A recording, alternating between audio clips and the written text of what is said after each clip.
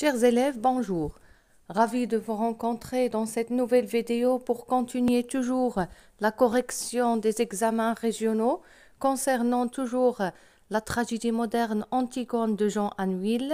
On arrive au 4e examen régional.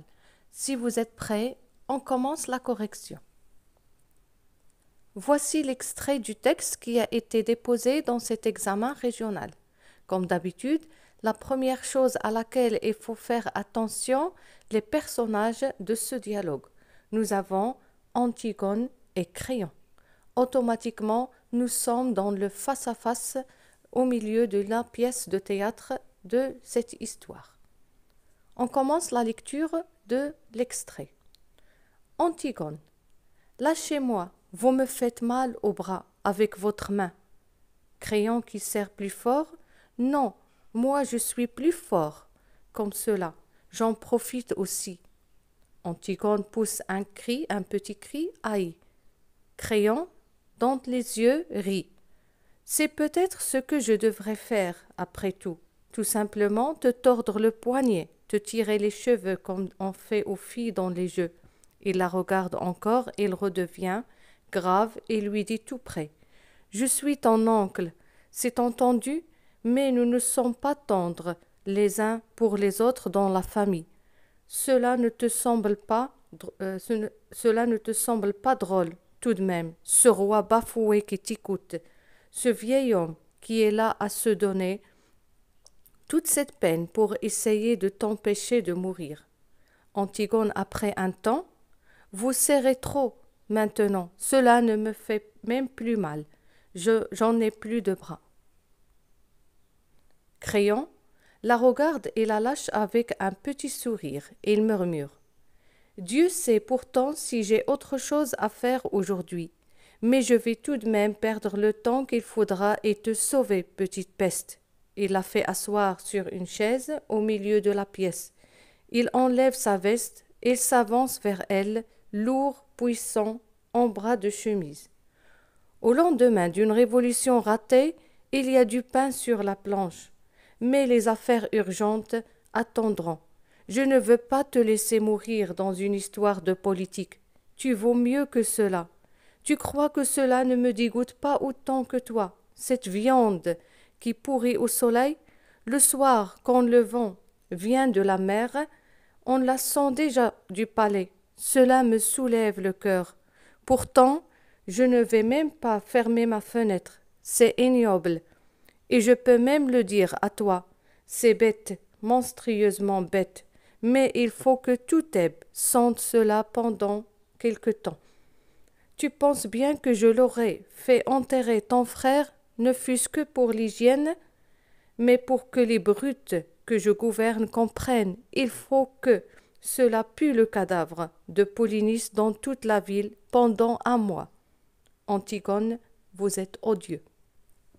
Donc, à partir de ce dialogue, Créon, il continue toujours à essayer de convaincre Antigone de renoncer à son projet pour la sauver, mais Antigone, elle est toujours têtue et n'accepte pas l'aide de Créon.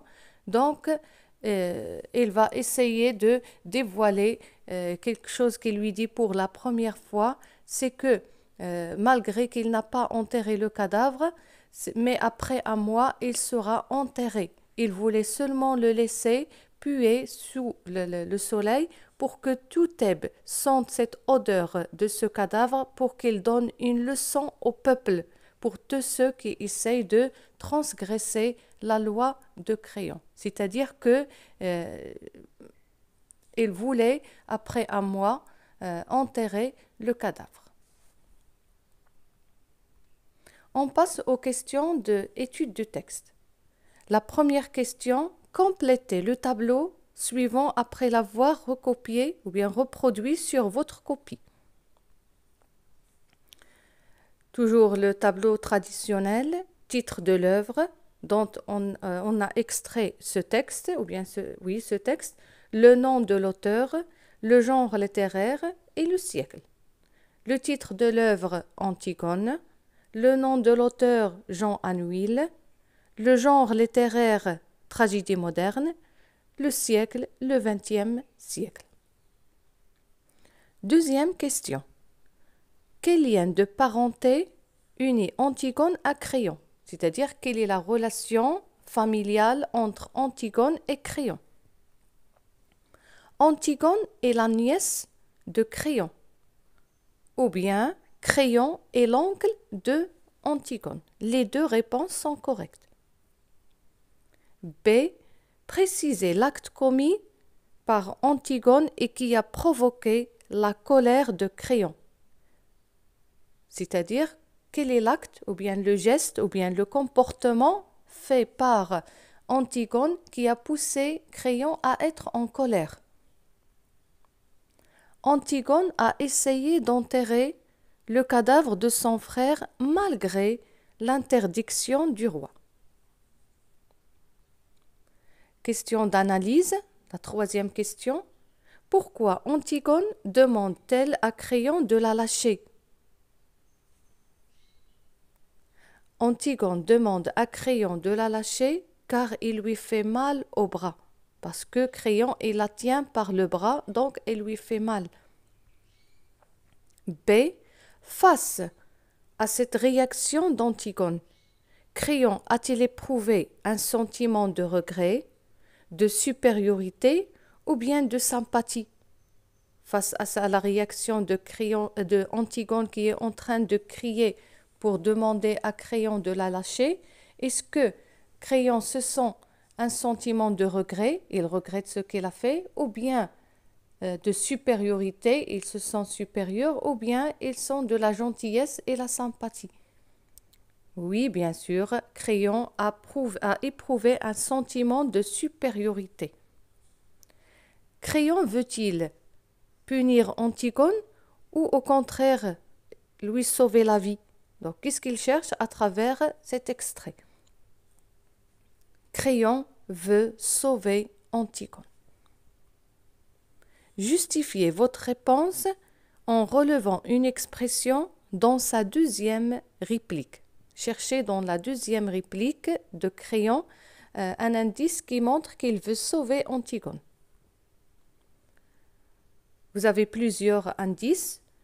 Par exemple, ce vieil homme qui est là à se donner toute cette peine pour essayer de t'empêcher de mourir.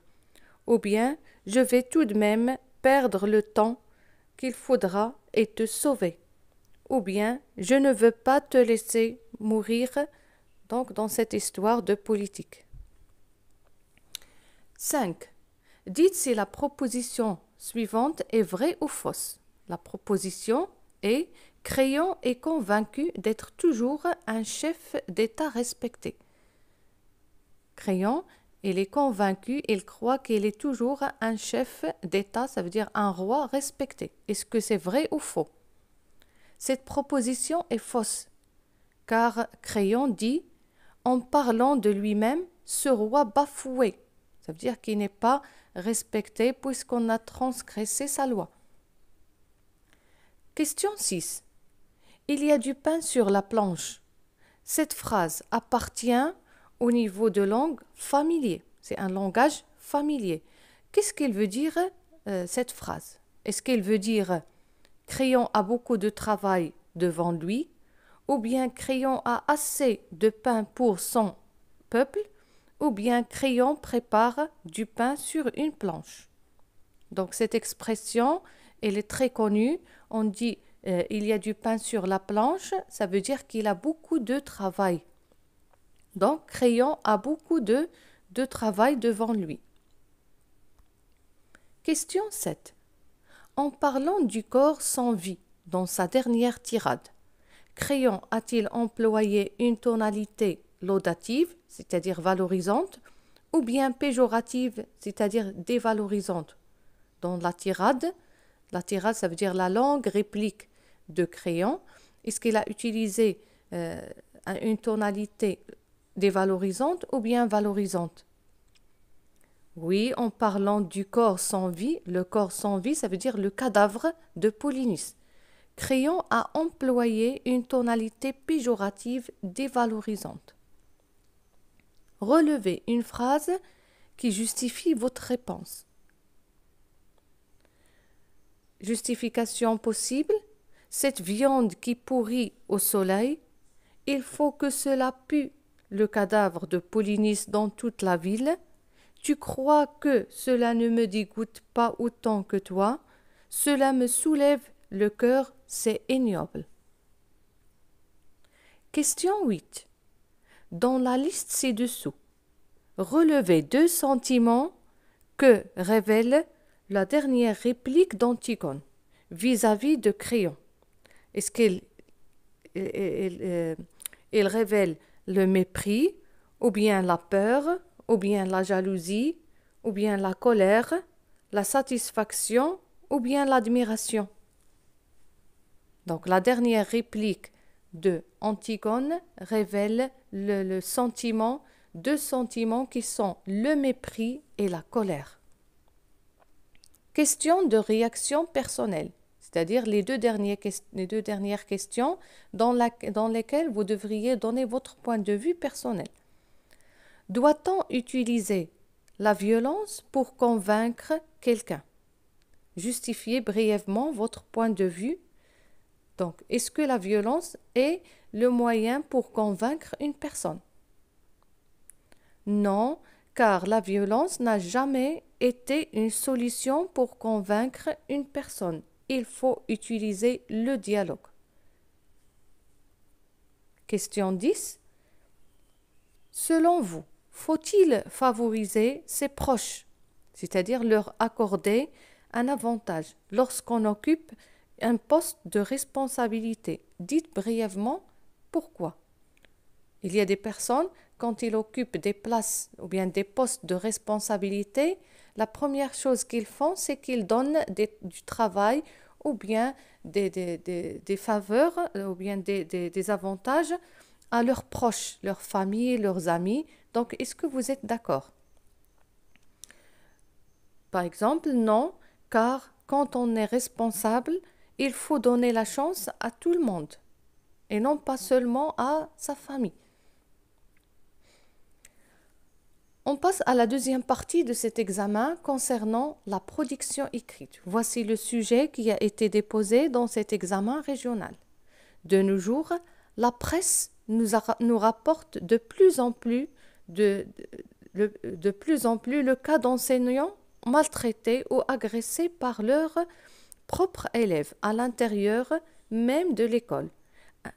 Insultes, menaces, attaques, alarmes blanches, blessures. Pour la revue de votre lycée, rédigez un texte argumentatif. Comme d'habitude, la première chose à faire pour bien comprendre le sujet, c'est essayer de souligner les mots-clés pour essayer de construire un sens.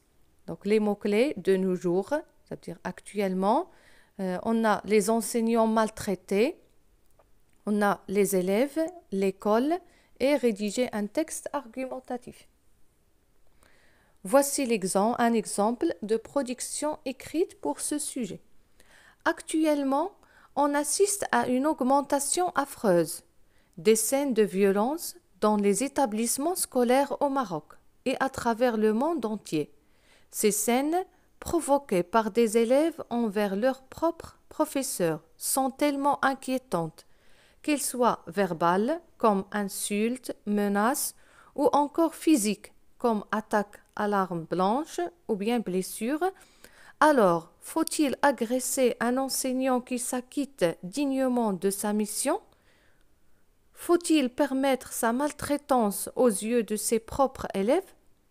Il est sûr que chaque être humain a le droit à la sécurité, à la dignité et notamment son droit de travailler dans une ambiance convenable, loin de ce qui peut altérer sa tranquillité. C'est pour cela que les élèves doivent absolument respecter leurs professeurs. D'abord, les professeurs sont-ils des parents pour les élèves du fait que leur rôle éducatif est complémentaire à celui de la famille de ses élèves. Ainsi, l'élève est appelé à accepter leurs conseils, leurs reproches, leurs critiques, qui sans doute visent non seulement son éducation et sa formation, mais encore son excellence et son épanouissement. Ensuite, il est évident que le respect est la clé de la réussite de toutes les relations sociales, dans tous les domaines qui nécessitent une communication permanente entre les personnes. Donc, le succès d'un système éducatif est fortement tributaire du respect mutuel entre ses partenaires. Enfin, toutes les valeurs morales, telles comme le respect, la tolérance et la fraternité, favorisent l'apprentissage et protègent les relations entre les enseignants et les apprenants et de toute dégradation.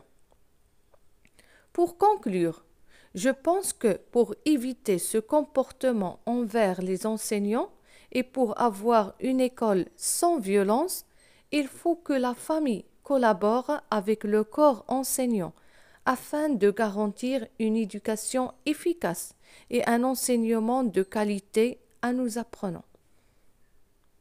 On arrive à la fin de la correction de cet examen régional. J'espère qu'elle était claire. Merci pour votre attention et à bientôt.